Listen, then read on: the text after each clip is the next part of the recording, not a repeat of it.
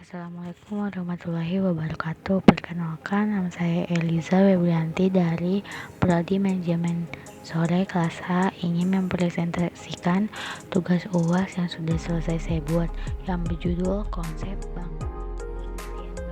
Menurut UU Nomor 10 Tahun 1998 tentang perbankan, yakni lembaga usaha yang menghimpun uang dari masyarakat dalam bentuk simpanan, kemudian menyalurkan kembali kepada masyarakat berbentuk kredit atau lainnya agar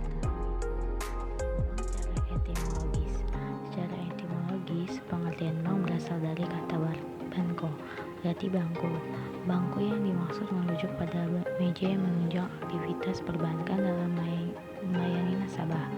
Istilah bangku di kemudian hari terus berkembang hingga istilah bank digunakan dalam kaitan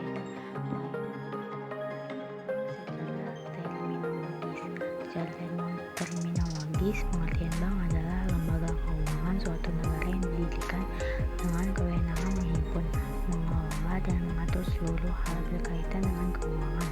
Harapannya, bank mampu memaksimalkan pemanfaatan keuangan untuk menggerakkan ekonomi dan meningkatkan kesejahteraan masyarakat. Ahli 1. R.J. Houtry mengatakan bank merupakan tempat penukaran uang berdasarkan kredit, utang, dan piutang oleh masyarakat. Singkatnya, menurut Houtry, pengertian bank adalah lembaga perantara kredit. 2. Sedangkan pengertian bank menurut para ahli ekonomi di Belanda, bank adalah badan berwenang menerima simpanan dan kredit dari masyarakat untuk dikelola agar menghasilkan profit, baik bunga atau dividen. Financial Intermediary. Fungsi bank pertama sebagai financial intermediary atau perantara keuangan sejalan dengan pengertian bank menurut UU Nomor 10 Tahun 1998 tentang perbankan. Bank bertugas menghimpun dan menyalurkan uang dalam masyarakat melalui berbagai produk keuangan, sehingga pemanfaatan keuangan dapat merata ke seluruh kalangan. 2. Agent of Trust. Fungsi bank berikutnya adalah agent of trust bagi masyarakat, negara, dan pihak-pihak lain yang menggunakan jasanya. Dalam perannya sebagai agent of trust, bank wajib menjadi pihak layak dipercaya dan menggunakan kepercayaan pihak-pihak pengguna jasa dalam menjaga dan memelihara nilai uang. Agent of Development. Adanya bank mampu memberikan aktivitas dan layanan kepada masyarakat untuk meningkatkan dan mengembangkan penghasilan melalui investasi, konsumsi, dan distribusi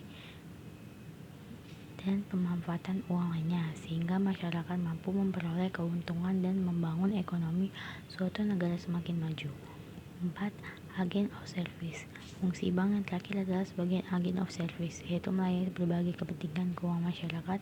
Sesuai fungsinya sebagai agent of service, bank perlu menyediakan layanan keuangan maksimal mungkin dan mendengarkan kepentingan para penggunanya. 4. Jenis bank. 1. Berdasarkan fungsinya.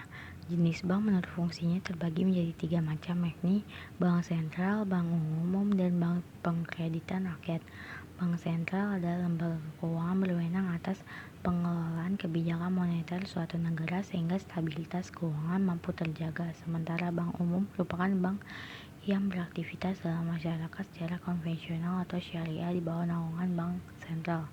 Jika bank pengkreditan rakyat atau BPR, yakni jenis bank yang melaksanakan aktivitas perbankan di luar jasa lalu lintas pembayaran. 2. Berdasarkan kepemilikan. Jenis-jenis bank berdasarkan kepemilikan terdiri dari bank pemerintah, swasta, asing, dan campuran. Bank pemerintah merupakan bank yang dimiliki dan dikelola oleh negara, pusat, atau daerah. Contohnya seperti Bank Indonesia dan bank-bank daerah. Sedangkan bank asing adalah bank yang kepemilikannya oleh pihak asing yang membuka cabang di Indonesia. Berbeda dengan bank swasta yang memiliki oleh pihak swasta baik perorangan maupun kelompok. Terakhir, bank campuran merupakan jenis bank yang kepemilikan sama gabungan antara swasta, asing, atau pemerintah. 3. Berdasarkan operasional.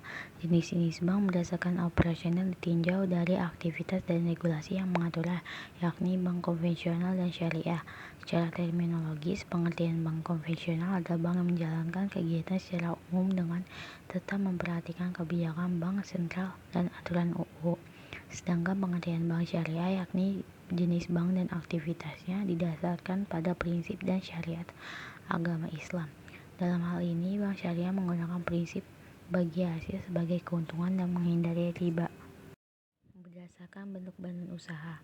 Terakhir, jenis bank berdasarkan bentuk badan usaha dikategorikan menjadi 4 macam, meliputi koperasi, perusahaan perseorangan, perseroan terbatas, firma. Pengertian bank berbentuk koperasi adalah struktur organisasi dan pengelolaan sesuai prinsip keanggotaan. Bank berbentuk perusahaan perseorangan yakni bank yang dimiliki individu, sementara perseroan terbatas merupakan bank badan usaha berbentuk PT. Terakhir, firma adalah bank badan usaha bentuk persekutuan 2 orang atau lebih di bawah satu nama usaha bersama. Sekian presentasi dari saya, mohon maaf bila banyak salah kata. Wassalamualaikum warahmatullahi wabarakatuh.